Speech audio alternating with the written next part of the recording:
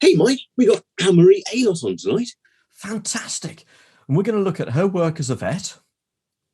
And her thoughts on emotional intelligence and mental health. And she does a cracking 60-second CPD with some really good practical advice on how to disagree with someone. No, she doesn't. Yes, she does. No, she doesn't. Yes, she does. So watch it and learn. Enjoy, everyone. Hi, I'm Mike Brampton. And my name is Julian Ho. Welcome to Veterinary Ramblings. Anne-Marie, hello. Hello, Mike. Hello. We were Hello, Anne-Marie. Meet Julian. Hello, Julian. Nice to meet you. We have so many questions to ask you, and it all sparks from this article that you wrote in Practice. And there were some buzzwords in that article, and I don't know whether should we just start off on one of the buzzwords, which is emotional intelligence. Yes. Because I've heard of emotional intelligence, and people say sometimes, depending on what mood I'm in, they say, I think you've got great emotional intelligence, or they say, you have absolutely crap emotional intelligence. And so I've only intuited what emotional intelligence is from that. Now, having got you on, I've done a bit of reading. Mike has a question, though.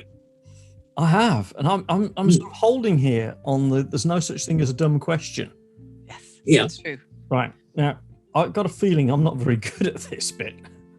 What exactly is emotional intelligence? No, that's what I was going to ask, because I've done some reading and I still don't quite understand, because everyone talks about emotional intelligence from these individual performance ratings that you can get by Goleman, wasn't it? Daniel Goleman. Yes. Right. And having read all about him, I still don't quite understand what intotional intelligence is. So tell us what intotional intelligence is. So if you take a step back, and first of all, part of what confuses you is probably the word intelligence. And part of the reason that's confusing is because there's been the perception, the idea, the concept that intelligence is static, that people are either stupid or they're smart. And that's kind of the basis of feudalism. It's the basis of lots and lots of different cultures.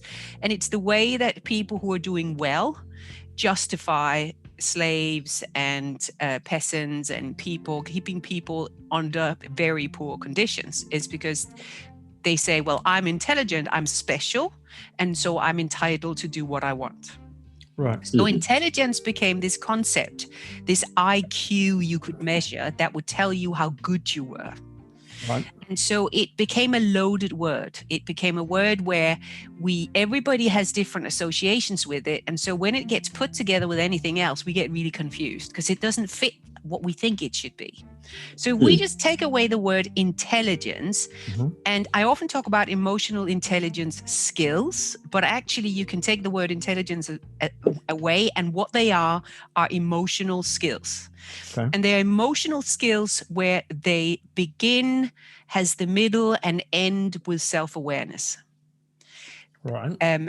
And with self-awareness, there's two types of self-awareness. There's what we call internal self-awareness, which is how well do you know yourself? How do you know what's important to you, what your values are, what you want to experience in life, what type of a journey you want to have? How comfortable are you with yourself and with your thoughts and your thought processes? Can you predict how you're going to react in different situations? Can you then, with self-management, manage those situations so that you choose how you express your emotions and you change how those emotions impact yourself? So you're not getting hijacked, you're not reacting, you are being proactive. And once you've mastered that bit of the picture, that's the internal intelligence. It's also internal self-awareness. The external self-awareness is how you come across to other people. Right. How do other people see you? How do they read you? And typically we have one of them, either none of them, unfortunately, which does happen, or we have one of them, and then we have to work on the other one. And the people who have both are so rare that we call them unicorns, basically. Now, the cool thing is, as I'm sure you realize, if you think about it for a second, you're not the same people that you were when you were 14. And that means you've learned about yourself. You've learned ways of handling things. You've learned from all the experiences you've had in life. So you've been working on these emotional skills all this time. If I could just quote from Peter Cook here and say that I've learned from my mistakes and I could repeat them all faultlessly at any time. Yeah. that one. I'm glad you chose 14 because I think I'm stuck at 17. Yeah, well, that's a choice. And to be honest, sometimes it's a good choice. Have you noticed that? How much fun do you have? Loads, Seriously, all Mike. the time. See? So it makes perfect sense. So just to finish the emotional skills, Go on. once you've sorted yourself out, now you have removed a lot of what we call filters, is the best way of thinking at it. So if you're in a bad place and you're upset about something with yourself, but you're not aware of it, you can project that onto other people, which means you don't read them correctly. You don't know where they're coming from. You don't have any empathy. You don't even have sympathy, and they are two different things. And so you don't know what you're picking up. You can't read it. It's like a blind person trying to see colors. Yeah, if you're in a bad mood or depressed, you look for the bad things that everyone's saying. You actually look for an argument almost, don't you? You think, well, okay, they're having a go at me about something. What? Exactly. And have you noticed how there's some people where that's a habitual pattern? That is how they always react. Yeah. That's typical because they have really low self-awareness. So their emotional skills aren't very good because nobody has taught them. And that's the key. You have to learn these things. But once you can read other people really well, you can start to play around with what we call relationship management, which is about what are the skills that goes into having a good conversation. How do you manage something that people think are conflicts and do it in such a way that it's not a conflict? How do you have an interaction with somebody who's in a bad place, and by the time you're done with your conversation, they're in a much better place? And that's what really good leadership is about. It's also what creates really good relationships, good friendships, good marriages, etc. So it's kind of universal skills. And that's why once Daniel Goleman kind of came up with his definitions around what he calls emotional intelligence, it became such a buzzword because it was always real. People realized fairly soon, you can probably think of some people who are super bright. Okay. They know everything about a topic, but they don't actually know how to interact with other people. Oh, not him. Oh, no, that's fine. Mike knows how to interact. Yeah. That's not him. Yeah, Mike knows everything and he knows how to interact. He's brilliant. Yeah. No, I don't think so, Julian. So did that help understanding what emotional skills are? Yeah. It did. Now, so in a sense, I always get worried about buzzwords, about new concepts, new things, because it just seems like Aldous Huxley's Brave New World newspeak, doesn't it? It does. This is something that's been invented to be a paradigm for how we ought to be. But actually, what you're saying is we all have emotional intelligence. We're all displaying emotional intelligence, whether it's high or low, given the remits and measures that you're saying. Because actually it's natural. We all interact with people, and we all use non-verbal communication to gauge what we feel and what we say and the reactions that people give us. So we know quite intuitively, it would seem, that if we're chatting to someone, we think, well, hold on, they're getting annoyed about what I'm saying, or they're not understanding, or no, they're really on board with this. And there's those sort of different emotions we're getting back, and we react to those. And we can either, if we're malicious or in a bad place, we can react to those in a negative way and wind them up. So this is really interesting, Julian, because I'm going to get evil now. Go on. Do it, Anne-Marie. You are demonstrating what we call Dunning-Kruger. Right. That's a cognitive bias. It is a filter, and it's got two aspects. It's got the unconscious incompetent. You don't know what you don't know. Yeah. And that's when if you give some. We've covered this before, haven't we? We have. The unconscious incompetent, the conscious incompetent, the conscious competent, and the unconscious competent. Yes. Yeah. But the interesting thing with the Dunning-Kruger is that with the two aspects, so you got one aspect, which is that if you know nothing, you think you know everything. That's not what I'm saying you're doing. You are demonstrating the other end of the spectrum, which is where you actually have a pretty good idea about how to read other people. So you are now making the assumption that everybody has some of that.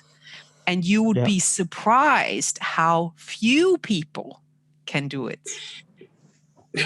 I'm constantly shocked with that sort of thing. I actually struggle with that. If we're gonna break that open, I assume that everybody has skied at over 120 miles an hour. I assume that everybody has raced at the velodrome. Yes. I assume that everybody has had all of these opportunities just because I have. And then when somebody says, I'm struggling with snowplow turns, I go, why are you trying to turn at 120 miles an hour? Yeah, well, you don't need to. Just for heaven's sake, stay straight. Stay straight. Don't stop. Wait for an uphill. You'll slow down. Carry on, Anne-Marie. But also, you're absolutely right. When I do assume that. I do assume that actually, if I'm annoyed at what someone's saying, I assume that they're going to be able to pick up that I'm annoyed. And if they don't, I get a little bit rattled and think, well, they must be then trying to annoy me. And then some part of me thinks, well, maybe they haven't picked up on it. Maybe I haven't given them the right cues. So what should I do? And it's about that time I start going and ignoring them because I don't have any other tools. Well, I love that you say that. I always find it's far more complex than people think when they don't have those skills. Because you kind of get into why don't they have those skills? Because most of us, when we have them, learn, I might not even have had them when I was younger, but people learn often when they're really, really young, because it's the family culture.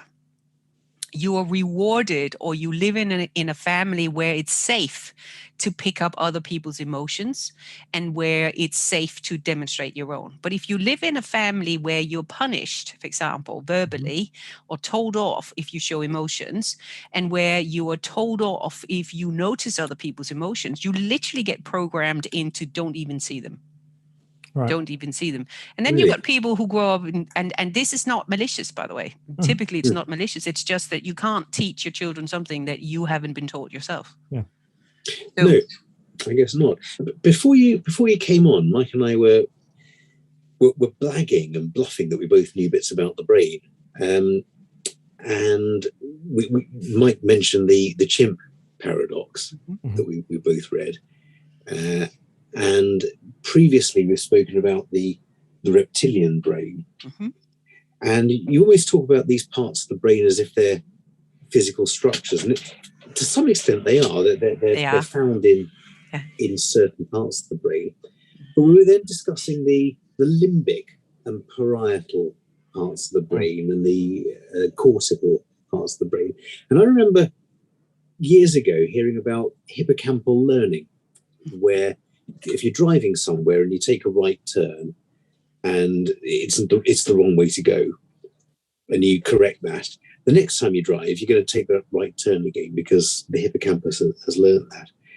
And everything to do with, Mike thinks it's the parietal lobe here. I think he's probably right, superimposing on that in terms of neurolinguistic programming, will try and reprogram that hippocampus to say, no, there is an overriding drive to turn right, but you need to turn left. Mike's probably wrong. That. No, Mike's always right. So first of all, there's a lot of things we don't know about the brain. Right. And we don't fully clearly know. With Mike and I, there's a huge amount we don't know about the brain. And what you can say is, what you can say is that whatever we focus on, whatever we put attention on, that's what the brain follows. And you get different types of learning. You get learning that's kind of has a massive impact really quickly. And with horses, you talk about one-time learning. If something is fearsome enough, that's it. They've learned it, and that it's almost impossible to get them to unlearn it. Right. You can, but there's a high risk that it comes back again. You actually get something similar with people. So often when you talk about with school teachers and you talk about children, they kind of do 1-2 generalization. It happens to me once, it happened to me twice, now it's always going to happen to me. And we see it carry on into when we're adults, where we might say, well, people always do this. But if you drill into it, it probably has just happened twice, maybe 3 times. But the brain is kind of set up to do very quick learning, because from an evolutionary perspective, the brain is a very expensive organ, uses an awful lot of glucose. And so the more you can make automatic, the more you can have happen almost as a reflex, the better it is from a survival perspective. So in the example that you're talking about, it's less interesting where it sits in the brain. It's far more interesting why it happens, because it gives you that understanding of what was it in that situation that was so full of attention that the brain held on to it. Was there an emotion associated with it? Because that's often the case. If it triggers an emotional spike, usually an adrenaline spike, then the brain is far more likely to hold on to it, because that must mean that it's important, because it's survival related. And that's true, actually, because when I turn right at that turn where I should have turned left, my wife invariably shouts at me or hits me. That'll do it. So that's it, yeah. I should have to say, no, she doesn't. She really doesn't. That's just a joke. So, ow. Yeah, she does. Yeah, she does. You're going to be in for it later. Oh, gosh, yes. You wait till this episode comes out. Oh, you're in trouble. You're in trouble, Julian Hode. Oh, dear, dear. Wow. And so I mentioned neurolinguistic programming. Was that the right term to use? Neurolinguistic programming is kind of it's a concept that was created based on what you call observations. So basically, people went out and there's a bunch of names and I can never remember all of them. I'm really sorry. So I'm not even going to give you any, because it's just rude to miss them out. But basically they went out and said, why are there some people who are so excellent at what they do? And they went out, they looked at what they did, and they tried to almost recreate it by going backwards. And they came up with a number of different concepts, a number of concepts around how the brain worked, a number of concepts around how words were accessed and used and how they influenced people. They looked at some of the best hypnotherapists, for example, to see that type of language. They looked at some really good therapists to see how that type of language was used and what was their preconceived notions, whatever. And it was interesting because, of course, I've done the training. I'm a neuro NLP master practitioner. But one of the things I did, because what I also am is I'm a vet and I am evidence-based to the nth degree. So yes, you can give me all this stuff. I'll go through it. I'll take it all on board. And then I'm going to go, I wonder how much of that is true. And how much of that is made up. And it's been really interesting over the years. I've tracked down a lot of things from the NLP programs, and I've actually been completely blown away how many of the things that you're presented with on an NLP program has quite a solid base these days in either neuroscience or psychology. Right. So it's there's been a few things that I've picked up where I've gone, no, the research doesn't support it. There's been enough there that even the things I haven't looked at, I will use until I've had a time to dig into it a little bit further. Interesting. But it's neuro-linguistic. So a lot of it is around how do you use words to influence people's brains? Right. And that is interesting. And is that similar to CBT? To cognitive behavioural therapy? So cognitive behavioural therapy, actually, definitely no, because cognitive behavioural therapy uses really specific techniques to get you to use the logical part of your brain to address what I call the survival brain, your instinctual, very quickly. It's not so much super brain, it's more that your prefrontal cortex. It's your logic, it's your thinking. You question your automatic thought patterns. So again, evolution, to survive, I have to create automatic thought patterns. And the more external threat or internal threat there is, the louder my automatic thought patterns. And when they become really, really loud, because it's about survival, they often drive anxiety and depression, because that's a very difficult place to be. Yep. So what you do is you use your logical brain to recognize what's going on and to push back on it. And CBT is just one of it is a very effective technique. It's just one of the techniques that you can use. mindful practice and mindfulness meditation does exactly the same, because what it does is it starves the part of the brain that creates these very loud, anxious thoughts. You know, the churning, your mind chatter that just goes in your head all the time. That often comes from the survival brain. It's your fears, it's your anxieties, it's your worries, it's your, oh my God, I have to solve this, I have to do this, I have to do this, I have to do this. That sounds like that.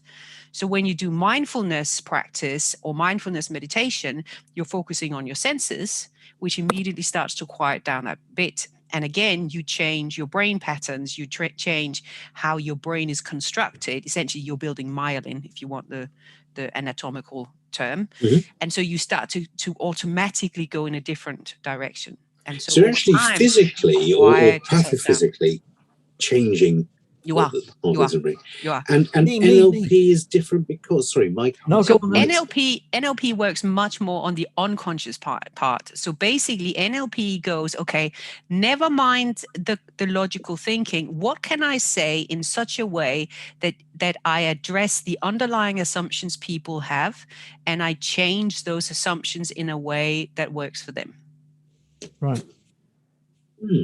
There's some really weird stuff in NLP. Can I just say that? It's huge. There's some incredible stuff there. But okay, so we've got all of these problems. We've got the elephant in the room. Yeah. We've got all of that. Have you got any coping strategies you could share with us? The one coping strategy I've found, which, well, it's not one, there's a couple, and it was interesting. I did the keynote lecture for the RCVS Veterinary Nurse Evening, and that was exactly what I chose to talk about. Right. Because what you have is a neurological problem. Okay, so because the pandemic has gone on so long, we have changed the way the brain operates. And you're not going to solve the problem without addressing the underlying brain structure. So we need to change the brain back again. And that's why I use the terminology, the survival brain. It's not my terminology. It's from a guy called Shirzad Chamine, who's a coach over in the US. But it's a fantastic. It just describes it really, really well, I think. And you can call it the chimp, etc. But I think survival brain under these circumstances just captures it. So essentially what we've done is we've created a situation where our brain, it's put down myelin in the areas that go straight down, super highway, into going, oh my God, oh my God, oh my God, oh my God, to constantly scan for what's going on around it, to over-focus on the negatives. And it makes perfect sense. I mean, if there's a lion in the bush and you stop to admire how the light falls on its coat, on its fur, you'll be dinner, won't you? So you need to react really quickly. You need to constantly scan and make sure that you see all the bad things around you. That's what's going to drive your survival. Right. But the problem is that we've ended up doing that constantly. And A, it's completely draining, because from a mental load perspective, your brain is going in hypergear all the time. But B, it also has to focus on those negative emotions. So your negative emotions are now in hypergear. So you need to do two things. You need to wither away the myelin that's been laid down in that direction. And you need to create myelin that's going to take you into more of your logical brain and to find more positive aspects. Right. So they're two separate processes, and you have to do the wither away first. Now, we also know that myelin takes weeks to months to actually change.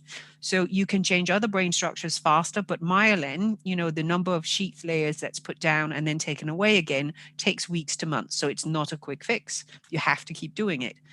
And so the one that withers... Sorry, I feel awful interrupting, but I feel that there are some people listening to this that will not know what myelin is. And I guess from a very much layman's point of view, we could say that myelin is almost the insulator, really, of the brain system. And if you take away some of the myelin, you're able to recreate new brain pathways. It's much not more so much.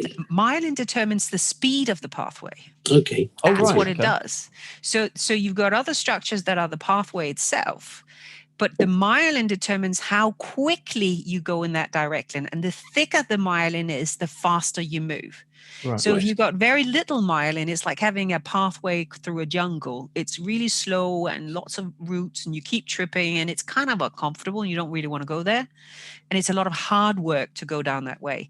If you have a lot of myelin, it's like a super highway. You charge straight down. You don't even think about it. It's that automatic driving. You just go that way because it's easy. So you blunder through, and blundering through is not necessarily the best way to go. It's not so much that you blunder through, it's that you go there automatically because it's easy. Remember, the brain is always set up, whatever is easy will always be chosen. Right. Because that's how we survive. The more you do the hard things, the more glucose you use, the higher your risk of dying of starvation. It's an energy equation. It's that simple. Anything that conserves energy is going to increase your chance of survival, because starvation has always been the biggest risk. That and being eaten by a tiger or something like that. Yeah. And this is why rambling is always best. It is. QED. So sorry, do carry on. Back to where you were. So in order to get those myelin sheaths to wither away and get thin again and make it difficult to think all these negative things, we have to stop ourselves whenever we notice that we're going down that way. So back to self-awareness, to listen to what we call our mind chatter, what we say in our heads. And the way that seems to be the best is the mindful practice. Okay. Now, if you can do mindfulness meditation, woohoo, you're on a winning streak, because that's definitely where you want to end up. I kind of utilize the concept. I call it micro-awareness. And it's basically what it is to focus completely on your senses and to let go of your thoughts. And it's actually the process of letting go of your thoughts that changes the brain structure. But you use the focusing on your senses to make it happen. And if you can do just 10 seconds, you're going to start to create a change. If you can do it up to 10 minutes a day, there was a research study that said that if you can find 10 minutes of complete calm in a day, that the side effects of having high cortisol levels are pretty much weighed out. So you don't have the same level of physical problems from high cortisol levels, because, and we know cortisol is the stress hormone. It's what we have a lot of. So what I call the survival brain, the neurotransmitters there are adrenaline and cortisol. Whereas what I call the flow brain, which is the place where you have your positive emotions, where things are flowing, where you're feeling good, is much more about serotonin and dopamine. These are the things that chocolate help. Always. Chocolate helps everything in my model of the world. Chocolate and a glass of wine, we're on a winning streak. Well, I've got one of those here. So I think Mike and I don't know about you, Mike, I was a little bit lost back there with this. Okay. So you were saying letting your, I can't remember exactly what you said. Would you like a demonstration? Yes, please. Because that is usually the best way to get to grips with it. Thank you. Yeah. You're talking about letting parts of your brain drop and the others carry on. Yeah. Exactly. Whoa, if I drink a couple of bottles of wine, then I'm there. A lot of my brain has dropped, but I wouldn't necessarily remember. No. So you might want to just start by taking a deep breath and just literally just notice what happens in your body as you exhale. And as you sit there and you just focus on your breathing for a second, just notice the space that your body is occupying and how you sit in the chair. And it's okay however you sit in the chair, but really focus on how you sit and let go of any thoughts. And it is perfectly normal to have thoughts come through. That's fine. Every time you notice a thought, just let go of the thought, focus on how you sit in the chair. And you might want to notice your legs. You might want to notice how your legs are and whether they're equally heavy or one is heavier than the other. And just let go of any thoughts. And as you pass down your legs, just notice your feet. And notice your toes and whether you can feel all your toes. And it's perfectly okay to wriggle your toes and to move them. And just let go of any thoughts and really notice if all your toes are equal. And it's okay if they're not. And now shift your focus to your hearing. And really listen to the sound that is the furthest away from you. Really focus on that sound. And just keep focusing on that sound. And now notice the sound that's the closest to you. Really focus on the sound that's the closest to you, and just let go of any thought that comes in. And if you haven't already heard the sound of your breathing, just notice the sound of your breathing now. And just focus on your breathing for me. And notice the temperature of the air as it enters your nostrils. And the temperature of the air as it exits the nostrils. And just let go of any thoughts. Just go back to noticing your breathing and what happens in your body as you inhale and as you exhale. And every time a thought comes, just let go of it and go back to focusing on your breathing. And whatever your breathing does is fine. Just really focus on your breathing. Well done. And come back to me. No, I want to stay there. Yeah, I want to stay too. I want to stay there. It feels good, doesn't it? Oh, It feels Anne-Marie. amazing. It feels amazing. But yeah, the funny thing is, when you're talking about the breathing in, and I suddenly thought, oh, I wonder what temperature I'm breathing in. And then you said, think about the temperature you're breathing in. I thought, oh, I was thinking that. That's extra points for me. No, because Wow. I got wiggle your toes. I was already wiggling my toes before she said it. Yeah. Did you? Yeah. That was... So the difference for me, the reason I love this is that, you know, with meditation, there's always the implication that you sit still. Yes. Yeah. Whereas this, you can literally do anywhere. You can do it with your eyes as well. You can focus on what you see. You can do it while you're walking. You can really notice how your foot moves over the ground and the different pressure points under your feet, etc. And you get to a point where every time you start to have a negative emotion or you start to have a reaction, do just a couple of deep breaths, notice something. I've got some of my clients that's kind of fiddling things, touching things, etc. It doesn't matter what sense it is. It literally doesn't matter what sense it is, whatever works for you. But it pulls you out of that reactive place about that, and it puts you into calmness. That was incredible. I'll be honest, I've never ever experienced anything like that before. Have you not? No, I haven't. I've done yoga, and I've always resented yoga a little bit, I must admit, because of the you've got to go into this downward dog and stretch and be uncomfortable and reach nirvana and look at a still flame and breathe the flame. And I think, oh, for fuck's sake, I mean, Jesus, I can't be done with all that stuff. But the reading your toes and feeling each toe. Dunning-Kruger. We started on Dunning-Kruger. Yes. I can't believe that you haven't experienced that before, because that used to be part of my cycle training. There we go. And why do you think that is now? Let's put it this way. When the survival brain is loud, and often with cycle training, it's about perceived internal threat. Oh my God, what if I get it wrong? What can I do? This isn't going to work. It's quieting that down. So when that is loud, that's when we make mistakes. Yeah. So the more, from a professional sports perspective, the more you can quiet it down, the more smoothly you go, and you go into that flow place where it just flows, where you can just focus. And again, from a professional sports perspective, the more you're aware of your body, the more you can focus on your body, the more you can change things. And I find it fascinating. I use it when I ride and when I have lessons. Mm-hmm. And it makes an enormous difference in how much I can change and how precise I can be with what I do. Yeah. So are the basic essence? Are they just distraction techniques?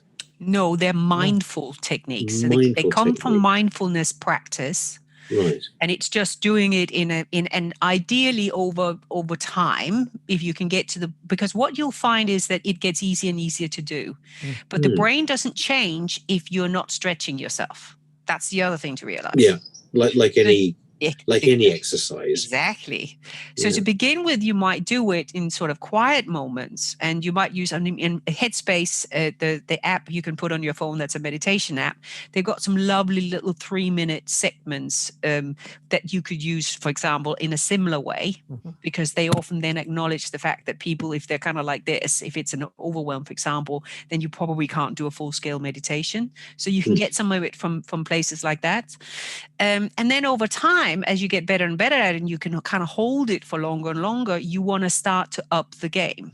You want to start doing it while you're with other people. You want to start doing it while the TV's on. You want to start doing it when you are more reactive, when you're more angry. And what you'll find is that then you'll be angry and you'll do blah, blah, blah, blah, and then you're angry again and do a little bit more. And then you're angry again and do a little bit more. And it's the process of doing it under those increasingly difficult circumstances and letting go of those thoughts, that is what changes the brain patterns. Because each time that's putting a little bit more strain on the system in the way you want it to. Wow. That's amazing, really, which is not what we want to know. But you've really blown my mind on that, Anne-Marie. That's great. I'm just eternally grateful. Thank you very much, Anne-Marie, because you've woken up stuff. And I have experienced this for years and years and years. Have I used it any time in the last 12 months? No. 2 years? No. 4 or 5 years? No. But you probably saw me smiling there. I had my eyes closed whilst you were talking to us. And you were taking me back to happy places. And I was remembering sessions previously that I'd experienced and undergone. But wow. Anne-Marie, I could talk to you all evening about this stuff. It's cool, isn't it? I will say there's a second component to it. Yes. So you want to do the micro-awareness and keep doing that to find a calmer place. And once you're in that calmer place, you kind of want to engage your logic a little bit. Right. And you can do that by asking yourself some questions. And you don't always get the answer to the questions immediately, but it changes how you see things. Mm-hmm. And Julian, you're going to love this, because the first question is, what can I learn from this? Mm-hmm. Mm-hmm. The second question is, how is this a good thing? Okay. And that could be about, what is the gift or the opportunity that it arises? How is this a good thing? Because that's always the question. If we can do it, but why? Exactly. But why? How is it a good thing? And again, getting back to meeting you tonight. Yeah. Can I just give you the third question? Oh, sorry, please. Let me just give you. So the first question is, what can I learn from this? The second one is, how is this a good thing? How is this a gift or an opportunity? And the last one is, how is this going to inspire me to think out of the box or to change something in the future? Yeah. No, that's. Sorry for interrupting you. That's absolutely correct. And the reason I jumped in earlier was because I missed that little bit in your reasoning and thinking back to what I was expecting out of our discussion tonight. It was not anywhere near as much as we've discussed. And I'm sure Mike's the same way. I wanted to learn more about NLP and about mindfulness and about whatever is encompassed within your teachings tonight. But I must admit, my thoughts were, I want to learn more about them because they're for other people and we might educate other people. But actually, what I didn't expect was to be so incredibly inspired myself.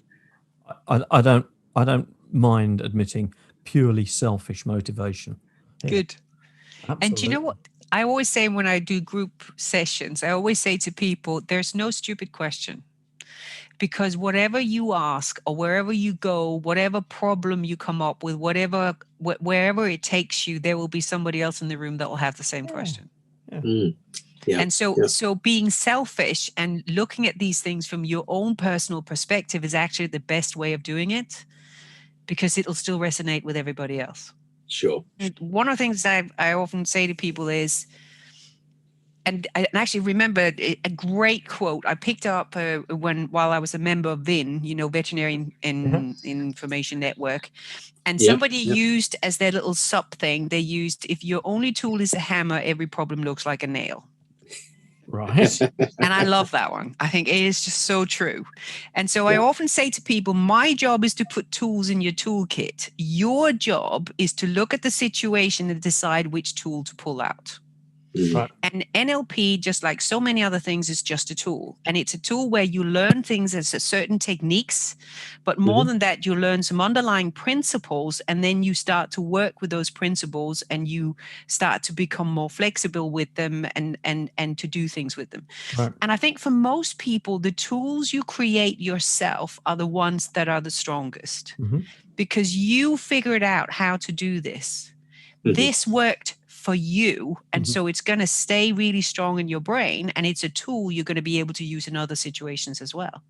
So I love it when people come up with their own tools. It's like my most favorite thing in the world, because it's not actually about what I can give them, it's about where they are on their journey and how they move on that journey. That's what gets me really excited.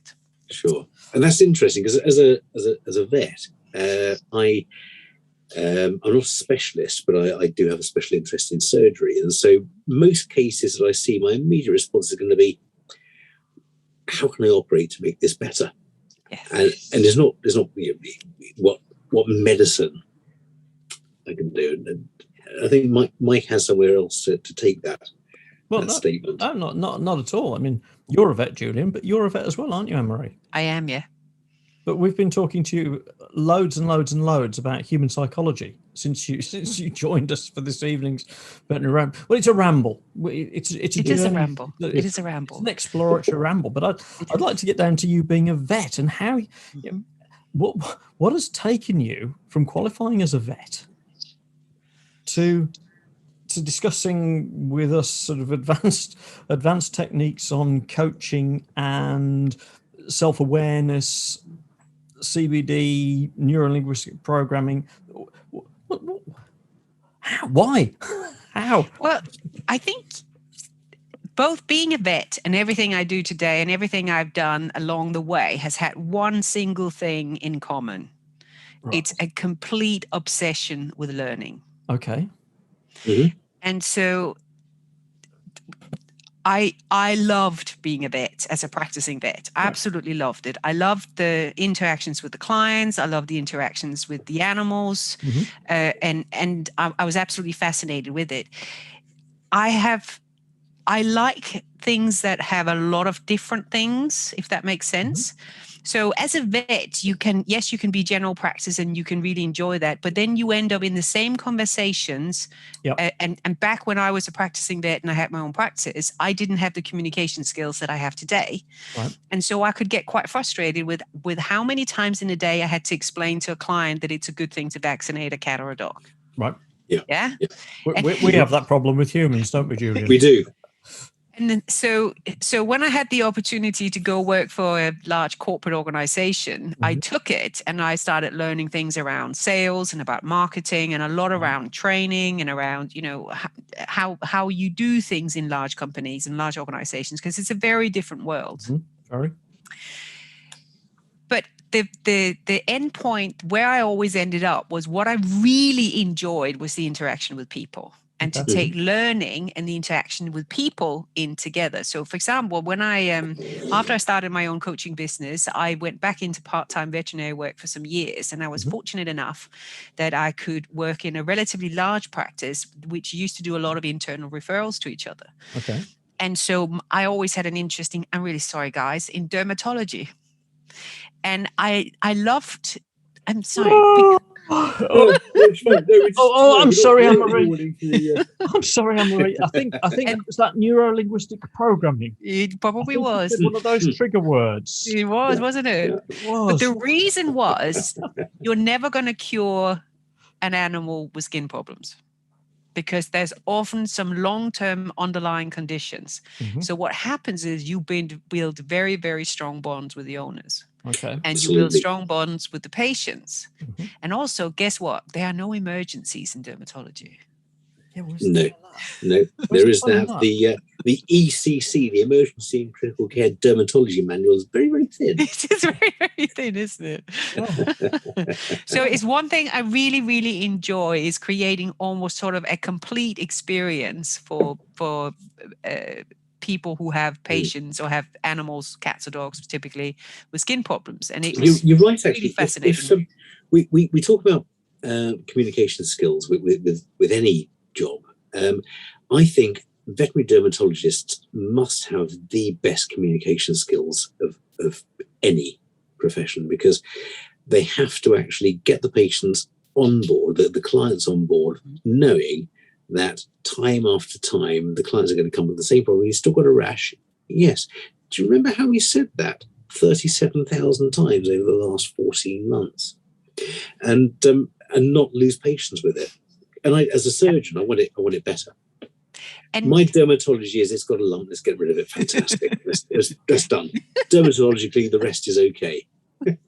Whereas I enjoy the fact, how can I, in that very first conversation with a client, when I recognize that there is a dermatology problem, how can I set it up in such a way that every conversation I have after that is a success? Yes. How can I manage their expectations? How can I get them on board with my plan? How can I get them to see the benefits of coming back to me again and again and again, and have them have the feeling that what we're doing is I am holding their hand. I am the safe place. I'm the place where they can go with their frustrations. I will work with them, and we can find that bond over that cat or that dog. And that's what fascinates me. And that is the human. And when I was in that particular practice, I used to say to the receptionist and to the other vets, I used to say to them, look, if you've got a really difficult client, one that's a nightmare to deal with, can you just pass them my way? Because I get bored a little bit once in a while, and I kind of like something. I'm just texting you their numbers now, Anne-Marie. It was interesting because they would kind of fall into two categories. They would fall in the ones where I went back to the practice and I went, I would fire them if I were you. You ain't going to shift them. Often when you go into personality disorders, you're not going to be able to do anything with them. But there was a very large number of people where either I could pass them back to the vet, and then sometimes they would come back my way. Can you just get them in a good place again? I'll get yeah, and then pass them back again. Or just I could tell them what's the problem. Yeah. What is it that's going on with them? Yeah. So it was. I have to say, I have a huge delight in taking some stony-faced old moo, spending 20 minutes and getting them to agree that actually we're working together. Yes, to get their pet better. And that's, I do, I joke about it, but I do love that. And I've got a few clients that, I guess every vet does, a few clients that will only see me because no one else understands them. And I love those people. They annoy the hell out of me. They really do. There's this 10% of people take up 90% of your time business, and they annoy the hell out of me. But actually, when I see them, I think, well, actually, they need someone to take their cause on. Yeah. And to let them understand that they are doing the right thing for Bingo or whoever it is. And I like that. As frustrated as I get throughout the rest of the week, they are the cases that make me still want to be a vet. I want to find more out about Anne-Marie, to be honest with you. Okay. So you left general practice. Yes. You started your own coaching business. Well, I left general practice and then I went to work for Hill's Pet Nutrition. Right. Mm-hmm. And worked with sales, marketing, training, etc. Okay. And from there, I had an education as an executive coach and started up my own coaching business. Right. And then got into the NLP stuff. It's very common for people who coach. It's a really good mix. And I've never looked back.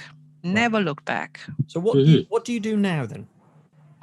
I mostly work with teams and within organizations to help people find better ways to work together and to change the culture into one that is a much more positive culture and that creates greater results. I mean, the fancy term is employee engagement. Okay. What does that mean? It means that the people who work in an organization, by and large, understand why they're there, why it's important that they're there. They understand how their role it fits into the bigger picture and how they really make a difference by being in their role and performing that job. Right. And that the atmosphere and the interactions they have with their team members, their colleagues, their bosses, their direct reports are generally positive and have what we can call a growth mindset, that everybody's learning from mistakes. There's no shaming, there's no blaming. There's basically just a really good culture where everybody's pulling in the same direction and enjoying everyday life. So that's what you do full time now? Yes. Okay, so what's your company called? It's called Purple Cat Coaching. Okay, but it's not coaching purple cats. No. And so who uses your services, Anne-Marie? A variety of people. Over the years, it's been everything from mobile phone companies to banks to veterinary practices, obviously, universities, charities. I have a soft spot for working with the charities because I think it makes a big difference. Individuals, just individuals as well. I do some of that from all different areas of life, to be honest. Wow. Yeah. So what do you like about charity work particularly then? They have a passion. Right. They have a passion for something. They have a passion for a specific cause. Right. And whenever you work with people that have a passion, it's much easier to pull them together and to help them find a good way to work together. Right. So they'll set aside personal differences because they're going to save the tigers or whatever it is that they're doing. Yeah, or more that they're more motivated to understand where the other people are coming from, because that's often the case when you start to understand that it's not about you. Right. That if somebody is having a go, it's rarely about you. It's usually about them. Then you get to a place where rather than you react, you go, this is really interesting. I wonder what's driving that reaction. So the resilience increases. You don't get affected to the same degree with the people's different foibles, because let's get real. Everybody has a bad day once in a while. Come on. So you're never going to get a situation where you don't come across people who have a bad day, and where you don't come across situations where things aren't working the way you ideally would like them to work, because that's what happens most of the time. Right. What you can change is how you deal with it, how you react to it, how you can find positives in it. And that's what drives the enjoyment. And that's what then increases, how you work together and how your relationships work. So let me understand this a little bit better than Anne-Marie. What you're suggesting is that in an interaction, somebody might say something outlandish or offensive or whatever. And you're saying that how you react to that is a choice. Yes. And it's worthwhile almost taking a step back and saying that this actually reflects worse on the person that's giving this verbal, this grief or whatever. What is it that is triggering that? Why are they reacting in that way? And how can I interact with them? Yes. Okay. All right. So if I've understood that, then you probably know what the next question is. Is what's your go-to trigger or your go-to? How do you train yourself to take that, whether it be a deep breath and step back, or a count to 10 and then re-engage or engage? Have you got any particular skills or tricks that we can be honest, you want to have a framework. You need something that's easy, because if you're about to react to something, you need something that's easy that you can do every time and that's easy to remember. And I tend to teach people based on what I call the FBI staircase to behavior change. Okay. Have you heard of that one? No. No, I thought FBI staircases was we didn't push him down the staircase, he fell. No, that's the CIA. That's the CIA, right? Sorry. CIA. Yeah. Now, so, I'm vaguely remembering. I can't remember the gentleman's name, but I did read a book about negotiation. Yeah, hostage negotiation. Exactly, and spot on, Mike. That's exactly where it comes from. So the FBI has come up with this model to simplify how to do hostage negotiations. Right. And think about it: you need to persuade somebody to give up their strongest card and essentially give up and just kind of go to prison. How do you do that? That takes skills. Right. And I've seen Bruce Willis do it. Yeah, with the gun. Yeah, that's it. So are you suggesting, Anne-Marie, that we get a gun? Sorry? No, I'm not. No, okay. So there's real specific steps that they use, and it's interesting because there's some real case stories or some real life examples of just how well this works, and I'll talk a little bit about that afterwards as an example. But essentially, the first step is listening. Yeah. Mm-hmm. But not just listening, you're kind of listening for specific things. So each of these steps are deceptively simple. They're very difficult to do well, and you can put as much depth into them as possible. So I often say to my clients, whatever happens, your one job is to listen. But what you're listening for is you're listening, what is the real problem? Mm-hmm. Because when people get frustrated, they get frustrated inevitably because they don't know what the real problem is. Mm-hmm. Because if they knew what the real problem was, they would already be addressing it. Right. So think about the client that comes in and is really upset because their dog has diarrhea. The real problem is usually they're afraid that the dog is going to die. Mm-hmm. And that's not a problem they know how to solve. So that's when the frustration starts to come out. Yes. Right. Yeah. So the first step is listening. The second step is empathy. Now, there's a difference between empathy and sympathy. And this is what makes it tricky because not all people have empathy. And it's very difficult to do that step if you don't have empathy. Empathy is something we learn at a certain stage in our childhood. And if we don't get it at that point, we kind of handicapped in our brains. We can't really do empathy. So then you have to substitute the sympathy, which is a logical understanding of where people are coming from. Right. But true empathy is recognizing the emotion and labeling it and saying to people, and if necessary, saying to people, yeah, I get it.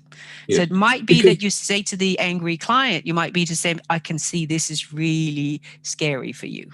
Yeah, because actually with empathy, you're feeling that. You are. Yeah.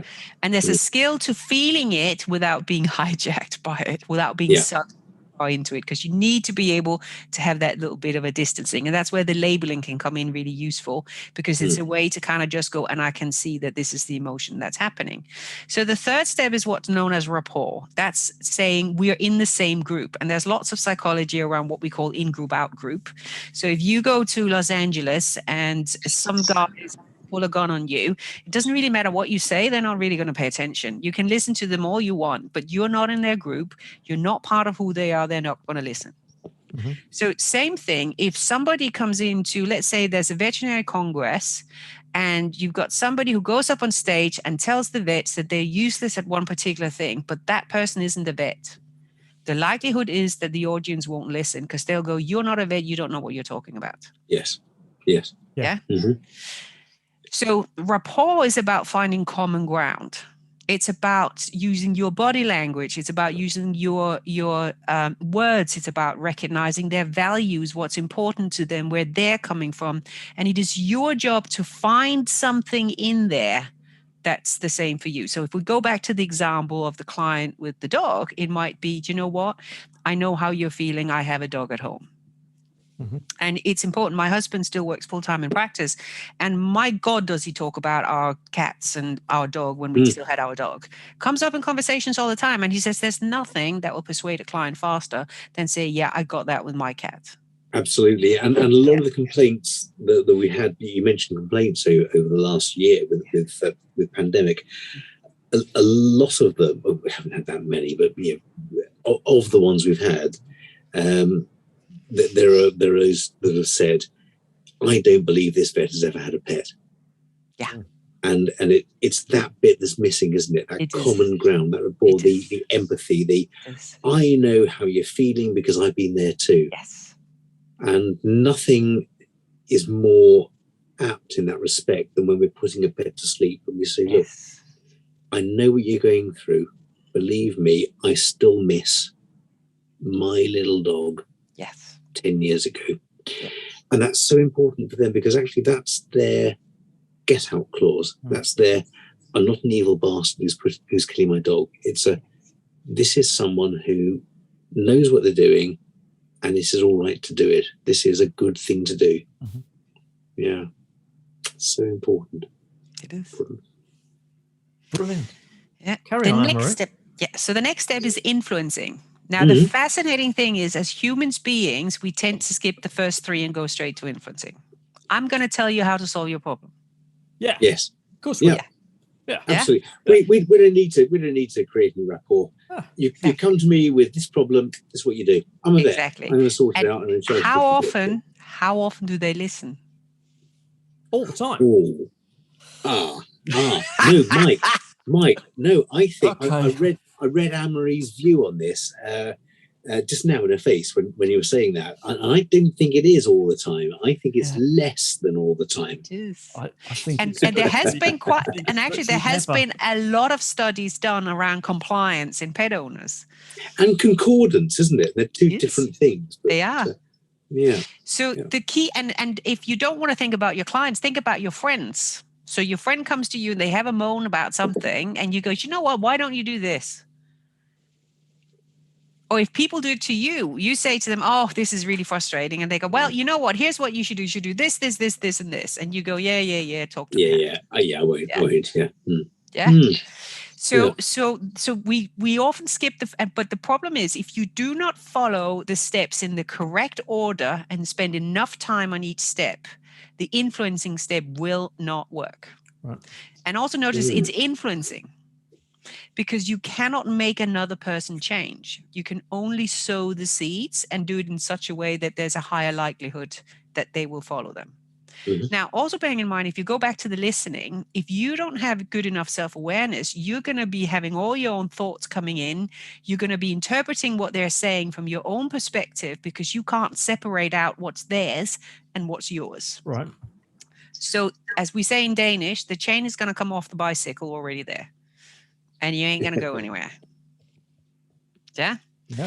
Yeah. So, and the last step is behavior change. And for each of those steps, you can put in place so many different tools that will help you do that job better. So what I say to my clients is, I say to them, don't worry. In any situation, when the going gets tough, default to step one. Just listen. Okay. Because the likelihood is that as you listen and potentially ask questions, open-ended questions, so that you can get more information, as you listen, you start to remember the rest of the steps. You start to notice where the other person is at emotionally, and you start to remember what you can do about it. So it becomes almost a cascade of events, a cascade of things. But I say to them, just listen. And remember that coaching is founded on the principle that if you listen with the right amount of attention to anybody, they will eventually solve their own problems. I find this fascinating, actually, Anne-Marie, and I really appreciate you sharing this with us. And as I said earlier, I never mind asking a stupid question, because they're not stupid questions, and because if I thought of them, someone else would have thought of them, and it's either been badly portrayed, which in your case it certainly wasn't, or badly understood, which in my case it certainly was. And I feel awful then segueing into the next part, which is you've given us so much information already tonight, but I wonder whether you'd mind giving us one more minute of information. Happily. What do you fancy covering in your 60-second CPD, Anne-Marie? I want to give people a practical tool for how they can disagree with someone. Wow. Because I find in British culture, the hardest thing for people to do is to disagree, and they often think of it as conflict. Again, then, so 60-second CPD, Anne-Marie Aylott, on how to disagree with somebody. So one of the best way I know to disagree with people is something that's called an agreement frame. And an agreement frame starts with agreeing with something that the other person is saying, or potentially taking it in a slightly different direction. And I'll give you an example of that as well. So let's say we hear the statement that we hear a lot, vets are in it for the money. Now, that's obviously a statement that we would like to disagree with. So we're going to find something that we can agree with. We're going to put in the word and then we're going to change it afterwards. So we might say, I can see why you might think that vets are only in it for the money. And what I would like to add is that it's actually incredibly expensive to run a veterinary practice. So vets aren't paid as much as you think. And there are lots of vets out there that are paid no more than a human nurse. You could also potentially be asked to do a job that you don't want to do, in which case you might start with the words with, I love that you think I'm Superwoman, and today I won't be able to help you. Thank you. Wow. But brilliantly portrayed. Yeah. Absolutely to the millisecond put through and made perfect sense. And I will be making notes of that and using it for my next client battle. And answering one of the big conundrums that's affecting our community at the moment in the veterinary community, which is this constant bombardment. I noticed that a famous insurance company have even gone into the, well, with vets bills the way they are. You've got 3 puppies in that box. Yeah. Absolutely. If I could just say to the pet owning public, you want us to do these things, we've got to charge you because they're not free. We want to do the best we can. We want to do whatever you want us to do. Yeah. But we have to charge you. We haven't got the multi-billion resources of the NHS to dip into. Everything we have is shared between a few practices. I often say it's the vet's job and responsibility to make the recommendation. It is the owner's responsibility to decide where their financial status is and what they're able to do, and neither one should judge each other for it. Absolutely. And I'd add to that, I think you're absolutely right, Anne-Marie, but I'd add to that, and I would add to that, that it's the vet's responsibility after that to make the owner feel okay about their decision. Exactly. Because the worst thing, the very worst thing we can do is to leave the owner thinking, I've made the wrong decision about my pet, the part of my family that I love. And I feel I've put it to sleep, or I've done an op, or I've not done an op. And actually that was the worst thing I did, because I should have not put it to sleep, or I should have not done the op, or I should have done the op. We've got to give them informed consent. Yes, and I think it's a really important job for vets to support the owners. Yes. And to make sure that they don't end up in a bad place from whatever decisions they have to take, because they take the best decisions they can with the information that you give them. And it is not our job to judge where the pet owner is, what they're doing outside of the veterinary clinic. We have to just trust our pet owners that they will let us know what's possible for them, and that's what we work with. We do, because we never treat a cat. We never treat a dog. We always treat the dog owner combo. Exactly. The cat owner combo. Exactly. Yeah. Wow. There is so much, absolutely so much more we could do. We could talk about a lot of other things. Can I just say that? We barely scratched the surface. We could. You've given us so much to think about and to move on for tonight. I made a CPD certificate. I figured you would probably give us enough information for us to be able to provide our listeners and viewers with a CPD certificate. But because I wrote this earlier and I didn't know an awful lot about what we're going to do, it's going to come across as a bit fatuous, and I apologise for that. But here we go. This is our certificate. It says self-improvement. Oh, perfect. Certificate of self-improvement. And it says this certifies that you have a chance to improve your emotional intelligence, which is good because you're so immature. You obviously had somebody in mind when you wrote that. Yeah. I have myself in mind completely. Yeah. And I've drawn a picture of Mike and myself up at the top left-hand corner there of a dinosaur. and at the bottom left-hand corner of Ganesha, Yes, one of the Hindu Indian gods, Yeah.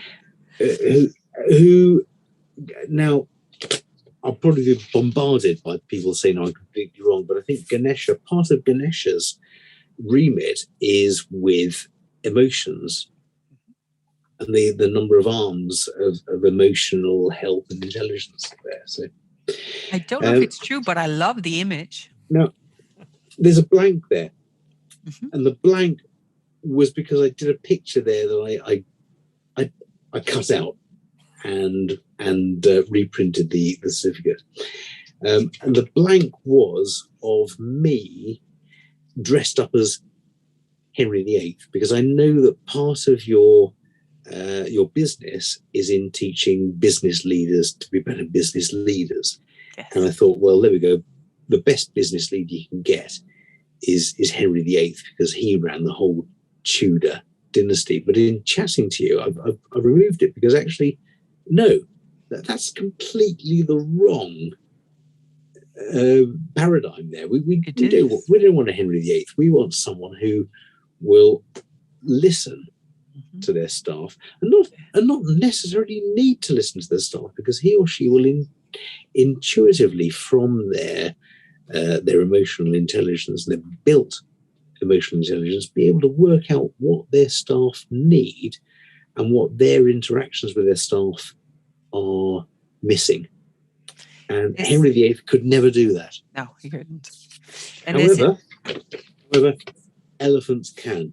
Yes. So there's a picture of an elephant. And there's the elephant in the room as well, Julian.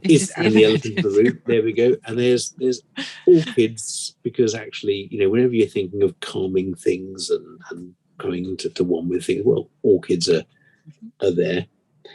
And I don't know if you can see the picture below, which is a group of people holding up a column. Yes. Now, this is actually from the Harry Potter world. But it actually, to my mind, I went to the Harry Potter world a couple of years back with my daughters and saw it. And I remember from the Harry Potter film, they had this statue. But actually, this picture here is, to my mind, symbolic of people working wrongly to hold up something, a business, an ideal, an ideology, using negative energy.